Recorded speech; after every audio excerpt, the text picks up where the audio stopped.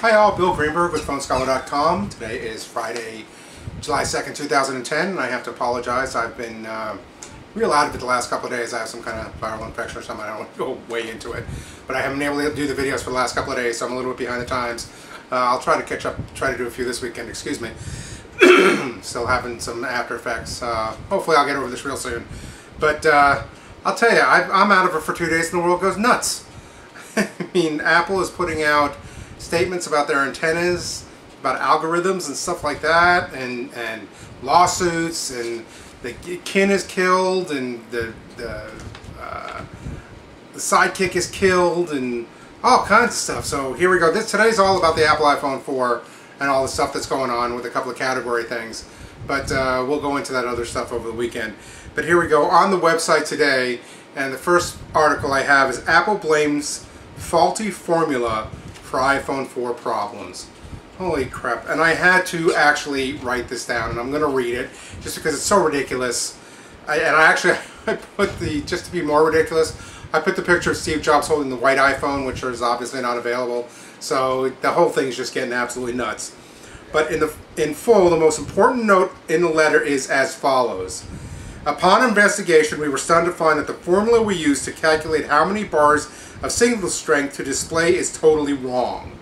Our formula, in many instances, mistakenly displays 2 bars than it should for a given strength signal. For example, we sometimes display 4 bars when we should be displaying as few as 2 bars. Users observing a drop of several bars when they grip their iPhone in a certain way are most likely in an area with very weak signal strength, but they don't know it because we are erroneously displaying 4 or 5 bars. The big drop in bars is because the high bars were never real in the first place. I'll tell you, I thought I was coming out of it, and this sent me right back into oblivion. I mean, it just amazes me, being in retail and dealing with huge companies the majority of my life. This is just complete. I just don't understand. I mean, anyway, so obviously customers are calling it complete hooey, or on the Apple forums they're even calling it worse. Now supposedly there was an interaction between Steve Jobs and a blogger on an internet, or excuse me, on an email back and forth, but then they said that that was not true, so that's why I didn't put it on here. It was all bogus. But anyway, so bogus indicator misleads iPhone users to thinking that they have stronger signal than they do. I just don't understand how you actually expect people to believe this explanation. It's mind-blowing. And then supposedly they're going to say they're going to have software in a few weeks, and supposedly part of the flawed algorithm, here we go into the algorithms, is from the original 2007 iPhone, and so then this whole thing will probably, hopefully, be a software fix and a software update that'll fix the 3G and 3GS. But here's the problem. We didn't see these problems with the regular iPhone, the 3G, or the 3GS. In fact, one of the ladies on there, Lisa, said that they went from a 3GS to an iPhone 4, and in her home and in her husband's office it worked just fine, where the iPhone 4 didn't. And this is after they replaced an iPhone. And then again, areas where they were getting iPhone or iPhone 3 signal, they couldn't get iPhone 4 at all. So it's just amazing. And in the last line, Apple apologizes for any anxiety, but still says the iPhone 4's wireless performance is the best we've ever shipped.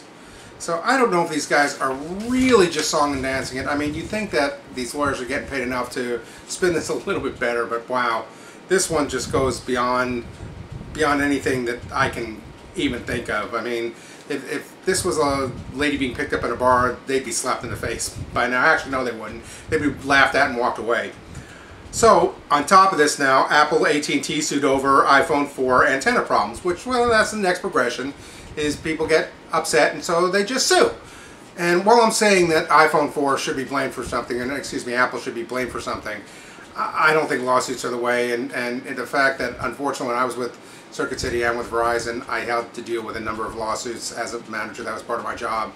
And most of them were just completely ridiculous, and this one's going to be too. Supposedly there's one law firm that is sending out email notices to customers to try to solicit them to be class action lawsuits. Supposedly they've already had over 1,400 subscribers or 1,400 people that are interested in that.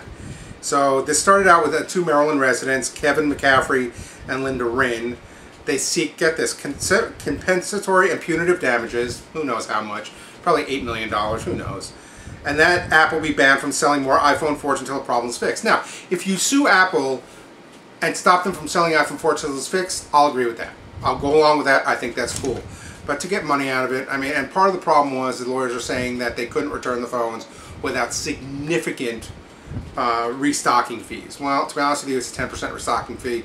It's either $19.90 or $29.90. Now, don't get me wrong, I don't think there should be a restocking fee in this instance, absolutely, but it's not significant. And even in the next story, that's taken care of.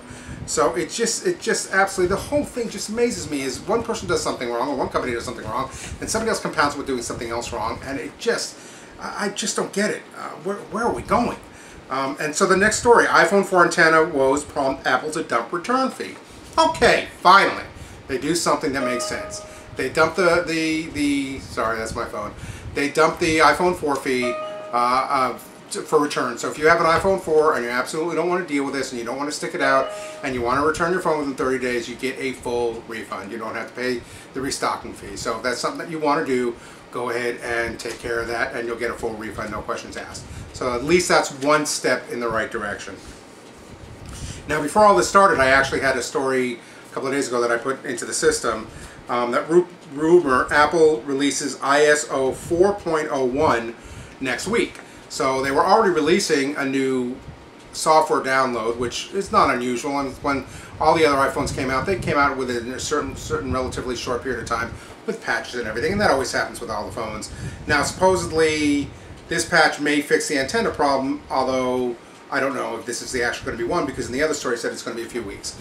So stay tuned, stick with it. For those of you who are iPhone 4 users and are having all these problems, like I said, either go ahead and return them or ride it out. Just to let you know, and this will be on the next couple of days, supposedly Verizon is definitely getting the iPhone in January. So again, something else to possibly think about. Anyway, under categories, under Android 3.0 gingerbread. As you know, the 2.2 is Frio, the 3.0 is gingerbread, and if anybody from Android's looking now, I think you should use cornbread for your next upgrade.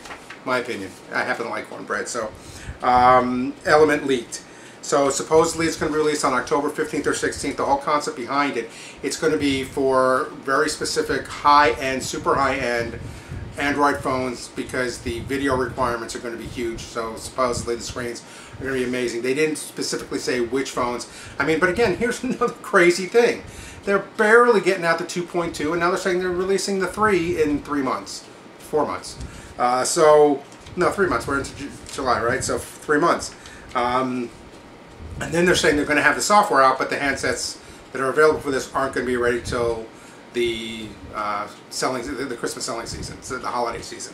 So who knows? Basically, the concept is lower-end devices we use 2.1 and 2.2, and then the super high-end, like I said, we use 3.0. And again, because it requires very heavy-duty video abilities in that. Again, I don't know if the Evo or the Galaxy S's have that availability in them yet. We'll probably get more on this, so stay tuned. Under new technology, and I just wanted you all to have a link to this, smartphone security firm hits 1 million users. And the company called Lookout, which offers basically software, spyware and malware and backup and things like that. And I downloaded it into my BlackBerry today after taking a look at it. And I'm sure most of you know about this. I just heard about it, so I'm sorry behind the times on this. But it downloaded real easy. I backed up my entire contact list on that. I backed up all my pictures, which is really cool. So it looks like a really nice, easy application. It's a free application. Now, it does only work with BlackBerry, Android, and Windows Mobile. It does not work with Apple right now with the iPhone. So I don't know if they're planning anything for that. They've been out a while, so we'll have to see. But it can do, it can lock the phone if you lose or the phone gets stolen, which is really good. It scans for viruses, backs up contents and pictures, like I said. And like I said, the download works very easy. So anyway, again, I'm very sorry for not being here the last couple of days. I want to thank everybody for all the great comments and the subscriptions to the videos and the website. It's been great. And like I said, I'll try to catch up this weekend with a few extra videos. And everybody have a real safe and happy July 4th. And like I said, I'll try to see you tomorrow. Have a great weekend. Bye.